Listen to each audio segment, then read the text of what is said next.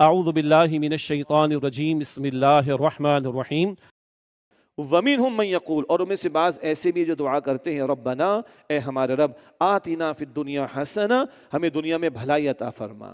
یہ بھلائی بس اردو ہے، یہ حسنہ کا اصل ترجمہ نہیں ہے، حسین، حسن، سبحان اللہ۔ اے ہمارے رب ہمیں دنیا میں حسنہ بھلائی عطا فرما، وفی الآخرۃ حسنۃ، اور آخرت میں بھی بھلائی عطا فرما، وقنا عذاب النار، اور ہمیں آگ کے عذاب سے بچا لے۔ یہ پوری دعا ہے۔ حسنہ، حسن، خوبصورتی، عمدگی، بہتری، جان میں بھی، مال میں بھی، اولاد میں بھی، گھر میں بھی، کاروبار میں بھی، معاش میں بھی، معاملات میں بھی، اوقات میں بھی، اسباب میں بھی، صلاحیتوں میں بھی، فائن۔ لیکن سب سے بڑا مسئلہ، ہدایت ملی ہے کہ نہیں ملی؟ صرف دولت ملے ہدایت نہ ملے تو قارون، صرف اقتدار ملے ہدایت نہ ملے تو فرعون، صرف سرداری ملے، مال و دولت ملے، نوکر چاکر ملے اور ہدایت نہ ملے تو ابو لہب۔ تو ادھر بھی سب سے بڑی حسنہ کیا؟ ایمان کی دولت مل جائے، ہدایت کی نعمت مل جائے۔ ہدایت ملے ہر شے نعمت ہے، ایمان کی دولت ہو تو ہر شے نعمت ہے، اور ہدایت اور نعمت نہیں، ہدایت اور ایمان کی دولت نہ ہو تو پھر زحمت وبال جان ہے۔ تو ادھر بھی ذہن میں رکھیں، صرف کاروبار، صرف کیریئر، صرف پروفیشن، صرف دنیا نہیں، ایمان کے ساتھ حسنہ، ایمان کی دولت کے ساتھ دنیا، ہدایت کی دولت کے ساتھ دنیا، کوئی مسئلہ ہی نہیں، الحمدللہ۔ اور سب سے بڑی بات، یہ دنیا اہم ہے ایک خاص پہلو سے، جو یہاں کر رہا ہوں کل کی ہمیشہ کی زندگی میں نتیجہ اس کے اعمال کی بنیاد پر ہے۔ عمل سے زندگی بنتی ہے، جنت بھی جہنم بھی، یہ خاکی اپنی فطرت میں نہ نوری ہے نہ ناری ہے۔ یہ most important aspect of this world. آج جتنی مہلت ہے، چند سال، 20 30 40 50 60 70 100 جو بھی ہے، یہ اس لیے امپورٹنٹ ہے کہ کل جو نتیجہ آخرت میں ملنے ہیں وہ یہاں کے اعمال پر۔ تو ادھر سب سے بڑی حسنہ کیا ہے؟ ایمان کی دولت۔ ادھر سب سے بڑی حسنہ کیا ہے؟ ہدایت کی نعمت۔ یہ ہے تو سب کچھ حسنہ ہوگا۔ اور اگر ادھر حسنہ ہے اور حسن کے ساتھ زندگی گزری ہے، حسن عبادت کے ساتھ اللہ کی زندگی بندگی کی ہے اللہ کی، تو پھر آخرت میں بھی حسنہ ملے گی انشاءاللہ۔ یہ ہے پورا پیکج۔ ربنا آتنا فی الدنیا حسنۃ، اے ہمارے رب ہمیں دنیا میں حسنہ عطا فرما، وفی الآخرۃ حسنۃ، اور آخرت میں بھی حسنہ عطا فرما، وقنا عذاب النار، اور ہمیں آگ کے عذاب سے بچا لے۔ اللہ ہم سب کو جہنم کی آگ سے محفوظ فرمائے۔ آگے ایک اور کنٹینویشن ہے، اولئک لہم نصیب مما کسبوا، یہ وہ لوگ ہیں جن کے لیے اس میں سے حصہ ہے جو انہوں نے نیک اعمال کمائے۔ واللہ سریع الحساب، اور اللہ بہت جلد حساب چکانے والا ہے۔ صرف دعائیں نہیں کرنی، اعمال، نیک اعمال کی کمائی بھی کرنی ہے۔ صرف دعائیں نہیں مانگنی، دعاؤں کے ساتھ نیک اعمال کی کمائی بھی کمانی ہے۔ یہ کمائی کمائیں گے تو پھر ادھر آخرت میں بھی حسنہ ہے۔ اولئک لہم نصیب مما کسبوا، یہ وہ لوگ ہیں جن کے لیے اس میں سے حصہ ہے جو انہوں نے نیک کمائی کی۔ واللہ سریع الحساب، اور اللہ بہت جلد حساب چکانے والا ہے۔ اللہ ہم سب کے حساب کو آسان فرمائے۔ وَاذْكُرُوا اللَّهَ فِي أَيَّامٍ مَعْدُودَاتٍ، اور اللہ کا ذکر گنتی کے چند دنوں میں خوب کرو۔ گنتی کے چند دن کون سے؟ قرآن پاک نے نہیں بتایا، رسول اللہ نے بتایا صلی اللہ علیہ وسلم۔ جو لوگ سنت کا انکار کرتے ہیں بیچارے کیا حج ادا کریں گے؟ وہ ان کو پتہ ہی نہیں کہ ان دنوں میں کیا کرنا ہے اور کہاں کرنا ہے۔ مناسک حج کی تفصیل تو رسول اللہ نے بتائی علیہ السلام، تو حضور نے بتایا ہے یہ جو مینا کا قیام ہے، 9 ذی الحجہ ہو گئی، عرفات میں 10 کو جو ہے وہ طواف بھی ہے، اور بلکہ رمی بھی ہے، حلق بھی ہے، قربانی بھی ہے، طواف زیارت بھی۔ پھر کہاں جانا ہے؟ مینا میں جانا ہے۔ 11 کی کنکریاں ہیں، 12 کی کنکریاں ہیں، میکسیمم 13 کی کنکریاں، ورنہ 12 کو کنکریاں مار کر جمرات کو واپس جا سکتے ہیں۔ یہ رسول اللہ نے بتایا، قرآن پاک نے تھوڑی بتایا۔ تو قرآن کی تشریح اولاً ملے گی حضور سے صلی اللہ علیہ وسلم۔ وَاذْكُرُوا اللَّهَ فِي أَيَّامٍ مَعْدُودَاتٍ، اور اللہ کا ذکر گنتی کے چند دنوں یعنی قیام منا میں خوب کرو۔ فَمَن تَعَجَّلَ فِي يَوْمَيْنِ فَلَا إِثْمَ عَلَيْهِ، پھر جو شخص 2 ہی دنوں میں جلدی چلا جائے تو اس پر کوئی گناہ نہیں۔ وَمَن تَأَخَّرَ فَلَا إِثْمَ عَلَيْهِ، اور جو تاخیر کرے تو اس پر بھی کوئی گناہ نہیں ہے۔ لِمَنِ اتَّقَى، بشرطے کہ وہ نافرمانی سے بچتا رہے۔ 11 کی کنکریاں مار لی، 12 کی کنکریاں مار لی، واپس جا سکتے ہو۔ رکنا چاہتے ہو، مسنون یہی ہے، 13 ذی الحجہ کو بھی حضور نے قیام فرمایا صلی اللہ علیہ وسلم۔ 13 کی کنکریاں مار کر حضور تشریف لے گئے وہاں سے۔ تو 12 کو چلے جاؤ تو بھی ٹھیک ہے، 13 کو جاؤ تو بھی ٹھیک ہے۔ اصل بات ہے تقویٰ، یہ نہیں کہ وہاں پہ پکنک ہو رہی ہے، ہلا گلا ہو رہا ہے، قصے کہانیاں ہو رہی ہیں، لائیو ٹیلی کاسٹ چل رہی ہے، تو یہ کر کے آ رہو بھائی، نہ لمن اتقا، بشرطے کہ وہ نافرمانی سے بچتا رہے. واتقوا اللہ واعلموا انکم الیہ تحشرون، اور اللہ کی نافرمانی سے ڈرو اور جان لو بے شک تم اس کے حضور جواب دہی کے لیے جمع کیے جاؤ گے. اللہ ہم سب کے حساب کو آسان فرمائے. وَمِنَ النَّاسِ مَن يُعْجِبُكَ قَوْلُهُ فِي الْحَيَاةِ الدُّنْيَا، اور لوگوں میں سے وہ بھی ہے جس کی بات دنیا کی زندگی میں اے مخاطب تمہیں بھلی لگتی ہے. وَيُشْهِدُ اللَّهَ عَلَى مَا فِي قَلْبِهِ، اور وہ اپنے دل کی بات پر قسمیں اٹھا کر اللہ کو گواہ بناتا ہے. وَهُوَ أَلَدُّ الْخِصَامِ، حالانکہ وہ حق کا سخت ترین جھگڑالو دشمن ہے. یہ منافقانہ کردار کا بیان ہے. منافقین کا معاملہ کیا تھا؟ دنیا پرستی میں مبتلا تھے، بڑی لچھے دار باتیں کرتے تھے.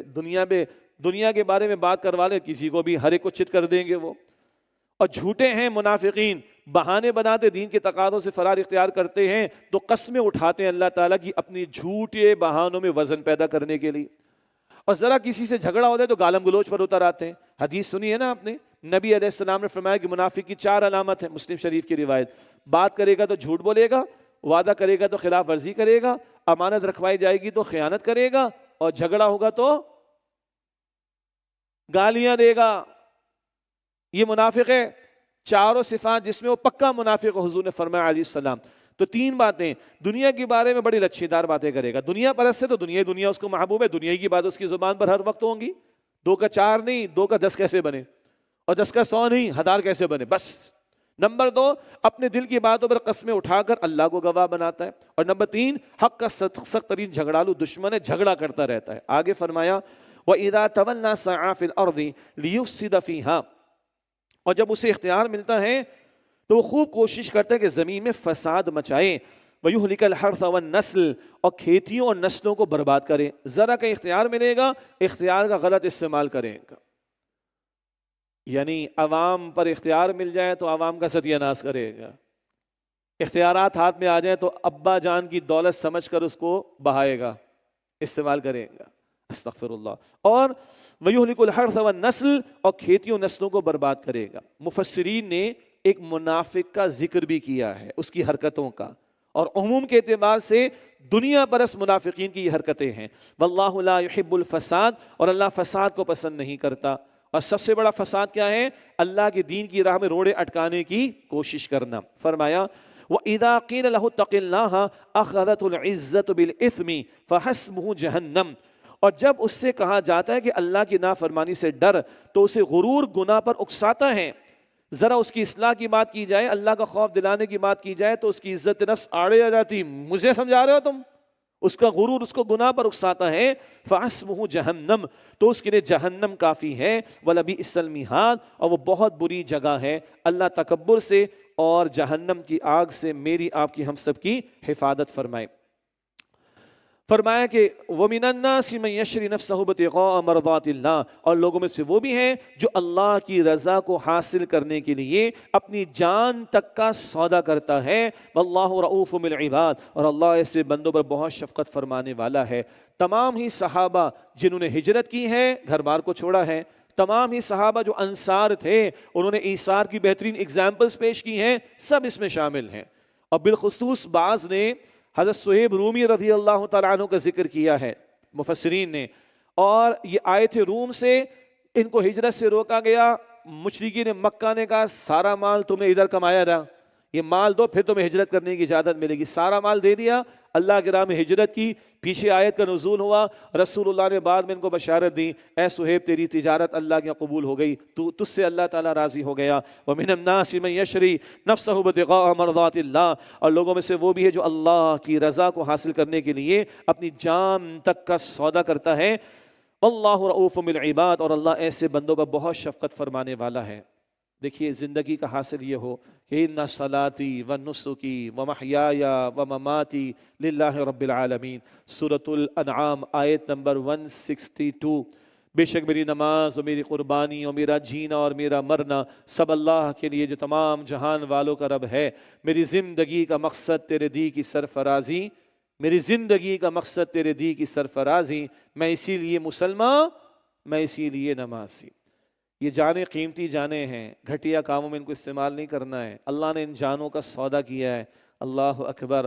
سورہ التوبہ آیت نمبر 111، ان اللہ اشتری من المؤمنین انفسهم واموالهم بان لهم الجنہ۔ سورہ توبہ آیت نمبر 111، اللہ نے ایمان والوں سے جان اور مالوں کا سودا کر لیا ہے، اس عوض ان کے لیے جنت ہے۔ یہ جان گھٹیا شے نہیں ہے کہ ہلکی پھلکی چھوٹی موٹی چیزوں میں اس کو ختم کر دیا جائے، یہ جان تو وہ جان ہے جس سے اللہ کی جنت خریدی جا سکتی ہے۔ اس کو اعلیٰ کاموں میں لگانا ہے، گھٹیا کاموں میں نہیں لگانا۔ واللہ رؤوف بالعباد، اور اللہ ایسے بندوں پر بہت شفقت فرمانے والا ہے۔ اگلی آیت کا حوالہ پہلے بھی آتا رہا، آئندہ بھی آتا رہے گا انشاءاللہ۔ یا ایھا الذین آمنوا ادخلوا فی السلم کافہ، اے ایمان والو اسلام میں پورے کے پورے داخل ہو جاؤ۔ پورے کا پورا اسلام، میری اور آپ کی انفرادی زندگی بھی اس میں شامل، اجتماعی بھی، گھر ہو، کاروبار ہو، مارکیٹ ہو، جاب ہو، پروفیشن ہو، کیریئر ہو، معاشرتی زندگی، معاشی زندگی، سیاسی زندگی، سوشل سسٹم ہو، پولیٹیکل سسٹم ہو، اکنامک سسٹم ہو، عدالت کا معاملہ ہو، ریاست کا معاملہ ہو، یہ تمام تصور یہ اسلام پورے کا پورا ہے، اور پورے کے پورے دین پر عمل کرنے کا ہم سے مطالبہ کیا گیا ہے، اور پورے کے پورے دین پر عمل کرنے کے لیے دینی فرائض کو انجام دینا ہوگا۔ اس تعلق سے ہمارے استاد ڈاکٹر سراج صاحب رحمۃ اللہ علیہ، ان کا ایک بڑا جامع کتابچہ ہے، ہمارے دینی فرائض کا جامع تصور، خود اللہ کا بندہ بننا اور دوسروں کو اللہ تعالیٰ کی بندگی کی دعوت دینا اور اللہ تعالیٰ کی بندگی پر مبنی نظام کو قائم کرنے کی جد و جہد کرنا، یہ کریں گے تو پورے کے پورے دین پر عمل کرنے کے قابل ہوں گے۔ اگر دین غالب ہو گیا تو پورے دین پر عمل ہو جائے گا، اور اس محنت میں انتقال کر گئے تو اللہ کے سامنے اپنی معاذرت پیش کر دیں گے۔ آج اسلام کو ہم نے 2 رکعت جمعے تک محدود کر دیا، رمضان تک محدود کر دیا، حج عمرے تک محدود کر دیا۔ This is not the very concept of Islam. Islam تو یہ پورا ہے، یہ پورا قرآن جو آ رہا ہے، اور پھر اس کی وضاحت صاحب قرآن صلی اللہ علیہ وسلم کی زندگی سے۔ یا ایھا الذین آمنوا ادخلوا فی السلم کافہ، اے ایمان والو اسلام میں پورے کے پورے داخل ہو جاؤ۔ ولا تتبعوا خطوات الشیطان، اور شیطان کے نقش قدم کی پیروی نہ کرو۔ انہ لکم عدو مبین، بے شک وہ تمہارا کھلا دشمن ہے۔ اگر پورے دین پر عمل کی محنت نہیں ہو رہی تو شیطان کی پیروی ہو رہی ہوگی، اللہ محفوظ رکھے۔ فَإِن زَلَلْتُم مِّن بَعْدِ مَا جَاءَتْكُمُ الْبَيِّنَاتُ، پھر اگر تم پھسل گئے اس کے بعد کہ تمہارے پاس واضح دلائل آ چکے تھے، فَعْلَمُوا، تو جان لو، أَنَّ اللَّهَ عَزِيزٌ حَكِيمٌ، بے شک اللہ بہت ہی غالب، بڑی حکمت والا ہے۔ یہاں قرآن سننے والوں کے سامنے تو دین کلیئر ہو رہا ہے نا، دین کا پورا تصور کلیئر ہو رہا ہے نا، تو اب ہمیں اللہ سے مانگنا ہے کہ اللہ یہ دین کی جد و جہد کی ہمیں توفیق عطا فرما دے۔ انتظار نہیں کرنا، اگنور نہیں کرنا۔ هل ينظرون الا ان ياتيهم الله في ظلل من الغمام، کیا یہ اسی بات کا انتظار کریں کہ اللہ کا عذاب آ جائے بادلوں کے سائبانوں کی صورت میں، اور فرشتے والملائکۃ وقضی الامر، اور فرشتے بھی آ جائیں اور فیصلہ ہی کر دیا جائے۔ کس بات کا انتظار ہے؟ What are you waiting for? Why don't you put your efforts for the establishment of deen؟ کس بات کا انتظار ہے؟ کب کھپاؤ گے اپنی جان کو، مال کو، اولاد کو، گھر بار کو اور اپنی صلاحیتوں کو اللہ کے دین کے لیے؟ What are you waiting for؟ هل ينظرون الا ياتيهم الله في ظلل من الغمام والملائکۃ وقضی الامر، کیا یہ اسی بات کا انتظار کر رہے ہیں کہ اللہ کا عذاب آ جائے بادلوں کے سائبانوں کی صورت میں، اور فرشتے بھی آ جائیں اور فیصلہ ہی کر دیا جائے؟ وَإِلَى اللَّهِ تُرْجَعُ الْأُمُورُ، اور تمام کام اللہ ہی کی طرف لوٹائے جاتے ہیں۔ ہم نے مرنے کے بعد اللہ کو جواب دینا ہے۔ اللہ نے پورا دین ہمیں دیا، اس پورے دین پر عمل کی کوشش کرنی ہے۔ اللہ مجھے آپ کو ہم سب کو اس کی توفیق عطا فرمائے۔ وآخر دعوانا ان الحمد للہ رب العالمین، والسلام علیکم ورحمۃ اللہ وبرکاتہ۔